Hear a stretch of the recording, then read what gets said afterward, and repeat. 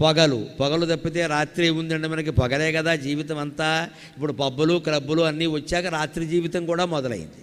లేకపోతే ఇదివరకు పగలే జీవితం అండి. రాత్రి ఒకటి మన విద్వాన్ విశ్వం గారిని ఒక ఆయన కవిత రాస్తాడు, గూటిలో దీపమును పెట్టి నోటిలో కబళమును పెట్టి అంటాడు. గూట్లో దీపం పెట్టేవారు పూర్వం, నోట్లో మొద్దెట్టుకునేవారు, పడుకునేవారు, ఇక మాట్లాడేవారు కాదు. రాత్రి అంటే ప్రశాంతం. ఇప్పుడు జరగకూడనివన్నీ రాత్రే జరుగుతున్నాయి. అసలు పగల కంటే రాత్రే ఎక్కువైపోయింది మనకి. ఈ రాత్రి జీవితం నుంచి మళ్ళీ పగటి జీవితానికి మనం మారాలండి. దివాకరహ అంటే అర్థం అది. రాత్రి అయింది అంటే పడకే అంతే. 8 గంటల పడక ప్రతి మనిషికి అవసరం అండి. ఇవాళ యువతరం గమనించాలి, పడుకోవట్లేదు వీళ్ళు ఎవరు, 1 గంటకు పడుకుంటారు. అలాగనే 8 గంటల పడుకుని 9ంటికి లేస్తాడు. 2 దరిద్రపు లక్షణాలే. 10ంటికి పడుకోవాలి, 5ంటికి లేవాలి. పోనీ 11 అయింది 6ంటికి లే, అదేమిటి 1 గంటకు పడుకోవడం ఏంటి? పోనీ పని ఏదన్నా అత్యవసరం ఉంటే వేరండి. ఒట్టి ఫోన్లు చూసుకుంటూ మెసేజ్లు పంపుకుంటూ కూర్చోవడం ఏం కర్మ మాది? Early to bed and early to rise అని ఇంగ్లీష్ వాళ్ళు కూడా చెప్పారు ఆ విషయాన్ని.